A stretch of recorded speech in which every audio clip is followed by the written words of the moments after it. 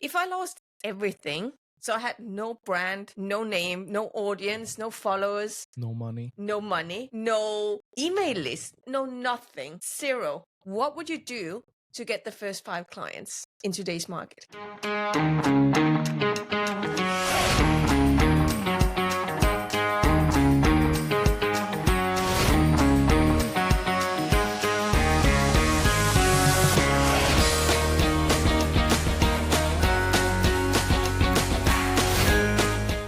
So today's episode is going to be all about us talking about what we would do if we had to start from zero, losing everything. But with the experience that we have, having made more than 6 million euros cash collected in our business, sold way more in coaching, and how we would approach it with what the industry looks like today. So let's dive into it. Now, the first thing that I would like to mention is that it's a little bit unfair, because we already have the fundamentals. Like, no one can take that away from us. We still help coaches. So our niche would be kind of solid, even if we lost everything. Let's say we were doing it in another niche. Okay, so a policeman came up to me and said, "You can't do this anymore. You have to change." Yeah, Okay, you're cool. not allowed to Okay, coach cool. coaches Yeah, anymore. nice. So let's play it full out. Great. And see, this is a funny game to play. We're not allowed to use the same niche as we've been doing, but the fact is that we actually did not start in the niche we are in right now. We did build 150,000 business within the first year in another niche before we started helping coaches. So we actually done this before. Yeah, you did in the Danish market. I worked as a coach together with some senior partners, and we made more than 10 million euros helping private individuals with their finances. So now we're going to do something new. Yeah, so if we had to do something new again, that sounds awful. Yeah, let's play that game. Let's play the game. Great. So we've been working with more than 5,000 coaches starting up their business, and most coaches are getting stuck in believing that they need a fancy website. So before they even go out to the market, they have a fancy website, or they think they need to have a big audience. So I literally hear people say, well, you know what, I'm not getting clients yet, or I'm not making money yet, but that's okay, because I'm in the build-up phase. Yeah, there's so much I need to do before I can start. Yeah. And that's a very natural response, like psychologically, to a problem, because there is uncertainty and they are unclear. So if they were to start today, they would freak out. Like, okay, but what do I do then? So they don't have the answer of how am I taking an actual productive step forward. Yeah. They don't know. And we need to acknowledge that within ourselves, because one of the things that you need is clarity to begin with. If you don't know what you're going to do next, then it doesn't matter how hard you work. No. So I just want to dive into that, because it's a real problem. It's a big problem. Because so many people believes that I need to do maximum effort and I need to go all in and I need to build an empire and I need to do it while crying, bleeding, and destroying myself in the process. Building a business is super hard. Now, what I want to say is effort is pointless if you don't have clarity. And it's kind of like going out for a jog or going to a destination without having direction. Yeah. So clarity is much more than effort. So someone that is willing to work their ass off, you're going to outdo them if you just get clarity first. And I think that's a really good and really big insight for a lot of people. Yeah. Clarity is number one.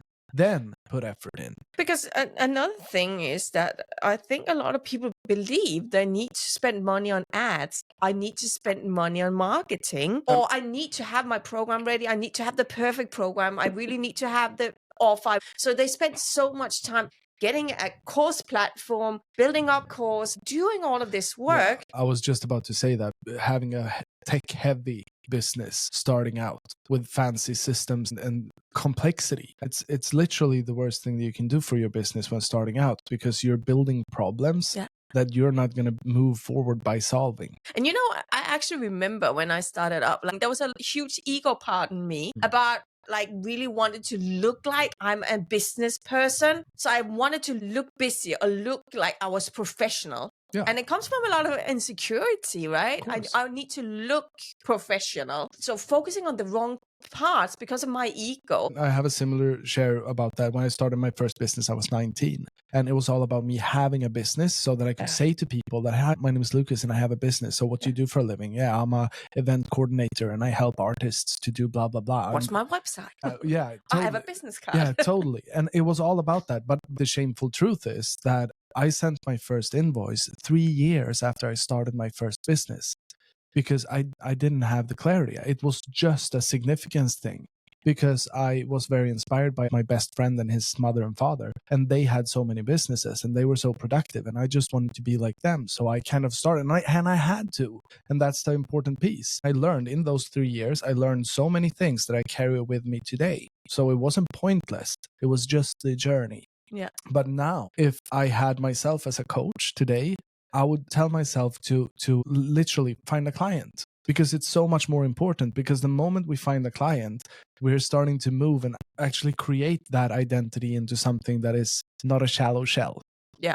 The truth is here, in fact, that you don't need any of all of these things that we've been talking about until now. You don't need any of it. No. The only thing you need is that you need to be able to solve a problem for a human being and make it easy for them to say yes. Yeah. And, that's one-on-one in any business. Yeah. Solve problems, find the person who needs that problem solved, and then present that opportunity for them. If that could be your guideline, listening to this, I would say that would be the best thing that you could do starting out. Yeah. And as a coach, don't have your program created. You have the experience and you have the tools that they need in order to get that problem solved, and then help them. I mean, if one of your friends asks if you can help them, it's not like, just give me a week to prepare and then you can call me and then I'll help you. It's like, you don't even know what your friend's problem is. What are you going to prepare for a week? Yeah. Don't build a program until you have clients that helps you build your program for you. 100%. Because if it is that so that you're getting stuck in constantly doing content, oh my God, that is so tiring. Not feeling you're getting anywhere, but you're just like working your ass off, posting content, but no one's literally interested. Or you get into, I'm afraid of talking, reaching out to people. So you're sitting back waiting for people to contact you. People will not contact you out of the blue. That's not how you get clients. Or even worse, like you start tweaking your offer, lowering your price because you have an idea that, if I just have low enough price, then I will get clients. Yeah, and it doesn't work that way. On the contrary, what we can see, and I really want to give this away, even if it's not on topic of this specifically, what we can see statistically is if you lower your price, the only thing you're going to get is people who are more dependent on you being a lot closer to them, which means you need to work harder for a lot less money. So make sure that you give yourself benefit of not having to work too hard. It is a dream that many has. I want to start a business and I want to set up shop and I don't want to do marketing and I want people just walking into my store. And the problem is that won't happen in the first couple of years, maybe not even in the first 5 years, where people are just gonna go in and buy your program on their own. So don't pretend that you're gonna be able to do that. Yeah. And you know what? I can actually feel that if I was gonna start all over again in a niche I've never been in before, really start from something new, I think I would still have some of the fear that I had when I started up the previous 2 businesses. I would still have the same fear of going out there and publicly start talking about the new thing I'm talking about, or a fear of being judged by people saying, why are you doing this? Do you even know what to do and how to do this? Could you even do this? Or fear of just doing it wrong and doing it wrong publicly. So I think that's a thing that most have, that fear, the imposter, being seen, doing wrong, being judged. But let's just face it, if you are not making offers, or starting conversations, or giving offers, you don't have a business. No. And I think that's really, really important. If you can focus on how can I give as many offers as possible, your business is going to grow faster than anything else that you can do. So let's dig in. So what would we do? Like step by step. Let's make like a step by step. What would we do? First of all, clarity. Because it doesn't matter how much effort you put in unless you have clarity. Yeah. So let's get clarity first. And the first thing you want to know is the very fundamental thing. And it's who do you help and what do you help them with? Yeah.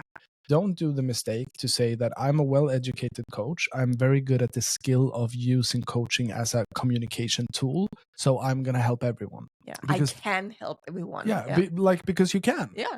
But you need to choose. Because how the marketplace looks right now, like 10 years ago, you could actually be a coach and kind of help anyone with anything. because the market wasn't as saturated as it is today. But today there are coaches left and right. And if someone is going to choose between a coach that helps this person with their specific problem, like I only help people with this, and here is a generic coach that might be a better coach on paper, but they help anyone with anything, that person would always find their way to the coach who works with their specific problem before they find you. But even more specifically, like marketing, if you're trying to talk to everyone, you're talking to no one. But that's my point. Yeah. Because they're going to see the person who speaks about their problem way before they're going to see you 100%. Who speaks about everything. And I think when you say like the first thing is to get clarity, I would even put an enough in there, like get clarity enough to move forward, because we don't want to get stuck in perfectionism at this point. Oh, like cool. It needs to be a perfect niche. I completely agree, but I would phrase it a bit differently, because clarity doesn't mean work until it feels perfect. It means make a decision that makes it clear for you. Yeah. That is not a hard thing to do, but you need absolute clarity. But I'm going to give you an example. If you go into the store and you're about to buy bread, you're not going to spend 6 months looking at what different kinds of breads you could choose, because that kind of decision is pointless. Yeah. You're going to go in, you're going to look into it, and then you're going to go for a hunch, and then you're going to choose a bread, and then you're going to be happy with that bread. Yeah. Do the same with your niche. If you need to change it later. There are some fundamentals that we want to cover. We want to cover congruency, that there is personal congruency, that I know what I'm going to give away to others so that you have results within the same area. You need to have purchasing power within that niche, which means don't help homeless people get a home, because they don't have any funds to buy your coaching, even less funds to get a home, which means that you're going to set yourself up to fail if you choose a niche that doesn't have any purchasing power. And the last thing is passion. Make sure that you work with something that you're passionate about. 100%. Those 3 milestones are great. And then make a freaking decision. And if you discover 3 months down the road that it was the wrong decision, you've still made money. Yeah. You've still come further. You're more capable than you would have been if you postponed that decision and then change it. Yeah. Because literally no one in the world cares. Yeah. So it doesn't need to be perfect, but it needs to be specific. You need to help someone with something specific. And I know this is a struggle. And I think also it comes from another thing, that I want to do like different stuff in my business. I don't want to just do one thing. Yeah, but if you want to get clients quickly, it's so much easier for you if you decide to be specific and then actually pick a problem that you know you can help with. Something you're congruent with, as you said, something you solved in your own life. So an example of this, now I understand this is the niche we're in right now, but if we were going to say this, I would just say, hey, we help new coaches get their first 5 clients without paying for ads. Yeah. Very super specific. Who's it for? New coaches. What do we help them get the first 5 clients without spending money on ads? Super specific. Yeah. So specific and a problem you know you can solve. And with the experience that we have today, and if I were to give a pro tip to you who's listening to this, I would say that make it easy on yourself. Yeah. So if your mission in life is to help a very specific avatar to do a very big thing, but that avatar is less than 0.1% of the world's population, then give yourself a break to start out. Choose something that is a little bit easier. So if I were to start from scratch and I wanted to help coaches go from 10 million euros a year to 100 million euros a year, then I'm going to have a hard time finding a bunch of clients who does 10 million euros to begin with. Now, then the second thing is, when I find them, I need to speak in a way so that they're attracted to me and they like me. And when they like me, I also need to show them my program and I need to sell to them. So I'm going to set myself up for a very hard start. Don't do that. So if you have a big passion, if my passion was truly to help coaches who do 10 million to go to 100 million, then I can see within my future that I'm going to get there.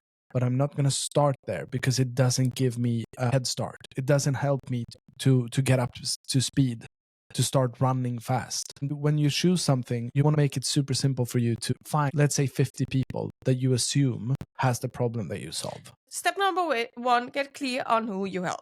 Step number 2, we need to have something to sell. Like we need to have an offer. But we need our offer to be simple and result driven. So focus on the result, not on what you're giving. Features, no one cares about your features. Like how many times am I going to meet, this many meetings, you get on Facebook group or you get this thing or you get this thing, like stacking features, no one cares. So focus on what is the outcome, the result your clients will have being your program. Doing that, you need to make an offer that will be easy for them to say yes to right now. No one gets a coach because they want to work or have meetings or go through your videos. No one cares about those things. So when you're making an offer, make it simple. An example could be 4 weeks of coaching and you will have at least 5 clients. It could be so simple as that. Yeah, and don't get stuck with like 4 weeks. It could be 8 weeks. It could be 12 weeks. Yeah. It doesn't matter, because it's just a frame that allows them to see that, okay, you've thought this through, and I'm going to trust you because it's really the outcome that I'm looking for. Yeah. Or lose 5 kilos in 12 weeks. Yeah, absolutely. Something like that. So what is the result they'll get? And don't say time span if it's a long time, because people don't want to take too long to get the results. But simple result-driven offer. And be okay with testing the message out, because you're not going to nail it for the first try. And even if you do nail it, it's still going to develop as you grow. So you're going to change it. So don't spend too much time in figuring it out. Try to avoid generic terms like I help individuals live their best life, because that's very generic and doesn't really mean anything, even if it's beyond valuable. Because if you really did that, if you helped someone live their best life, it's something that you could charge like infinite money of. But it's not compelling to someone who doesn't know you, which means that it's not going to fly in your marketing. So try to make it tangible instead. 5 kilograms in 12 weeks, 5 clients in 30 days or in 4 weeks or whatever. Or I'll help businesses earn their first 10,000 euros. Or I help businesses get their first 3 clients, or whatever it is that is very like, okay, got it.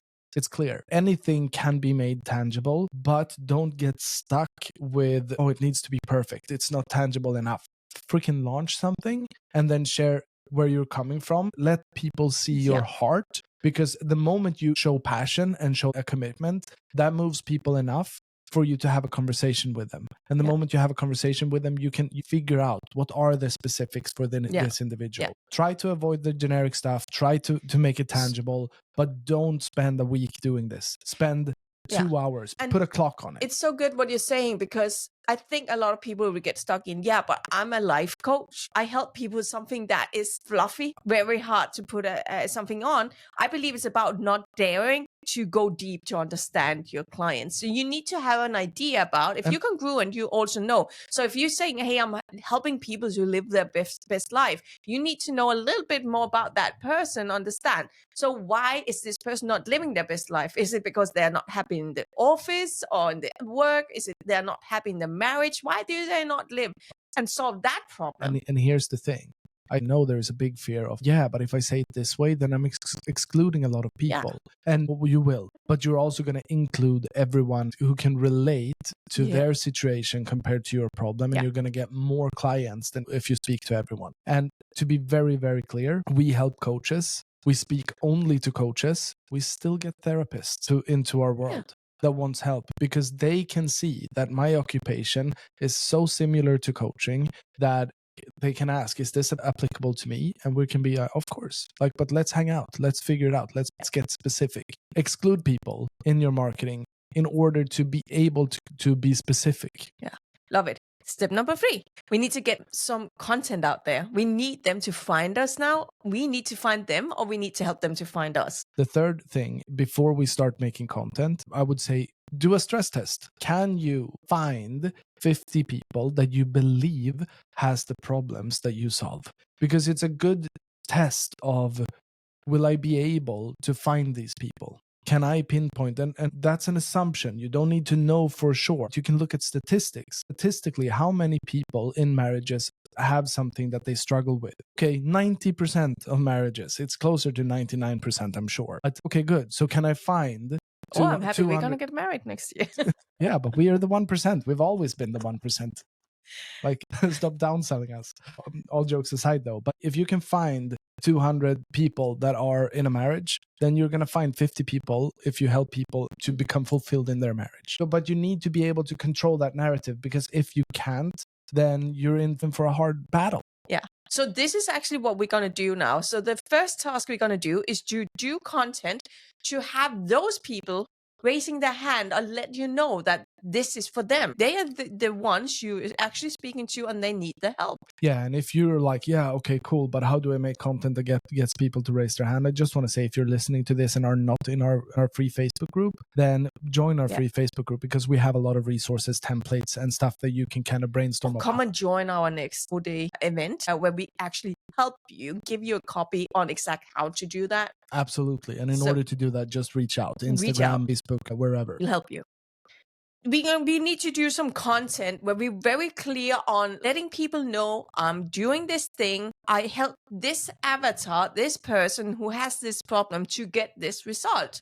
And if I'm getting my first 5 clients, I need to have a really great offer for them to really want to reach out. So I would probably in the beginning come out with something solid offer. Like I would say either, hey, I'm going to give something away for free that will help them some of the way. I would give them something like a lead gen that they could not say no to. But as you said, half of this work is about testing my messaging. It's about understanding, because how do I get clients? Well, I need to be able to speak to them. How do I know I speak to them? Go out and test it. Yeah, talk to them. See if they respond to you. So I would make sure I'm doing something that if I assume that my perfect ideal avatar who has this problem want to have this thing, and I'm posting this in places on social media, which is for free, where these people would be, would they respond to me? That is the first task I'm going to do. And as you said, I don't need a lot of people. If I could have just 20 people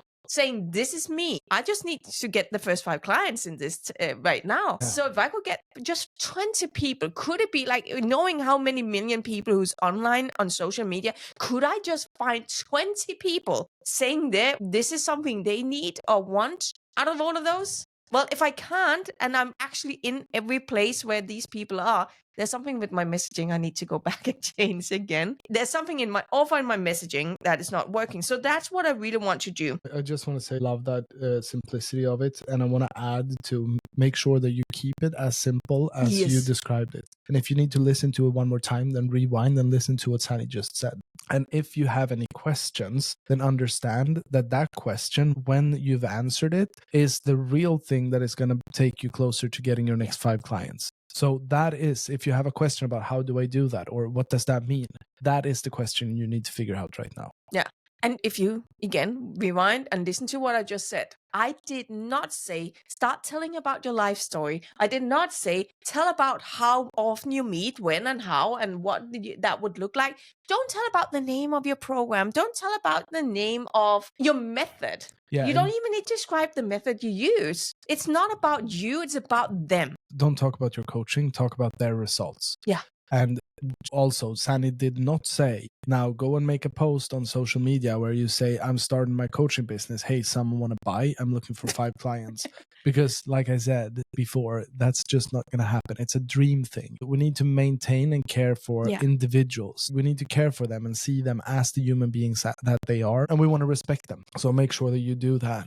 Which leads into step number 4, build relationships, real conversations. Yeah. So we need to connect, because if we're getting people now to raise their hand and say, yeah, that's me, that's interesting, you need to have a conversation now. You cannot just send people like, okay, here's for you to register. Yeah. Please sign up, please buy. You need to have a conversation. You need to understand who's this person. They need, in order for them to buy from you, you're still just gotten out there. In order for them to buy from you, first of all, they need to really know that they feel seen and heard and understood by you, so they will start trusting you.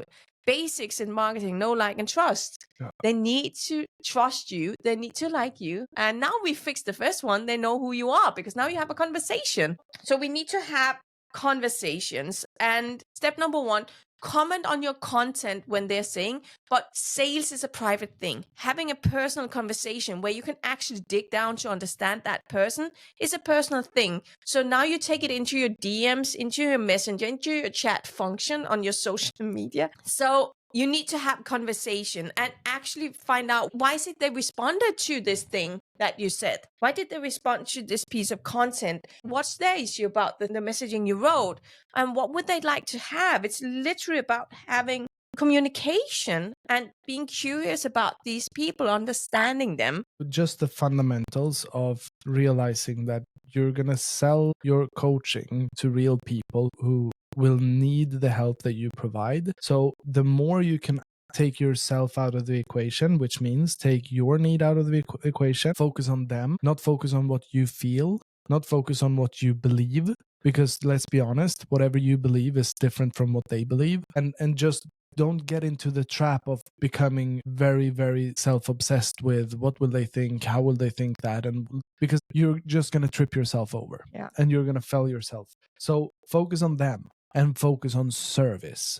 Yeah. Because right now, the thing that is going to allow you to get a client is not because you happen to have the perfect program.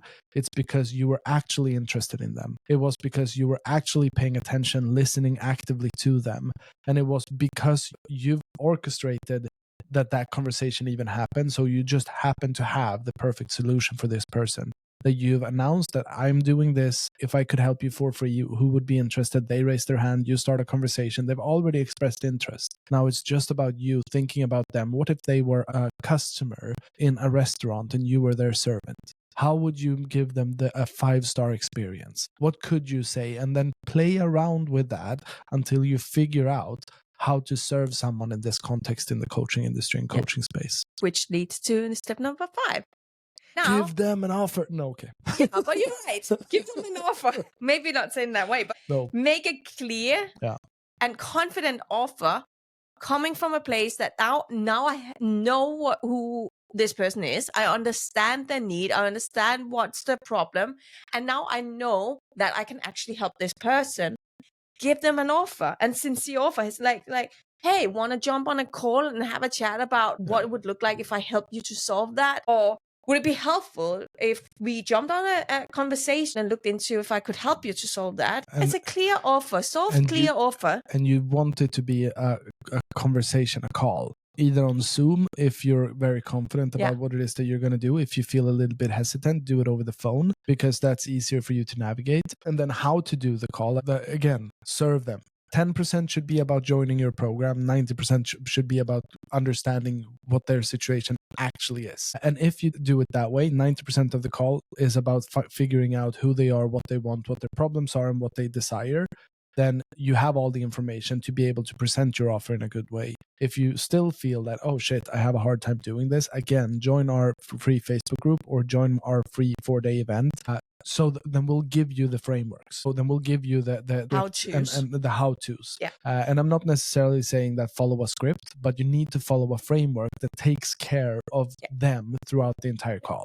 And I know that right now there's some people who are like, do I need to ask them? Wouldn't they feel like bothering them? I just want you to know, if you put up a piece of content and they said, I have this problem.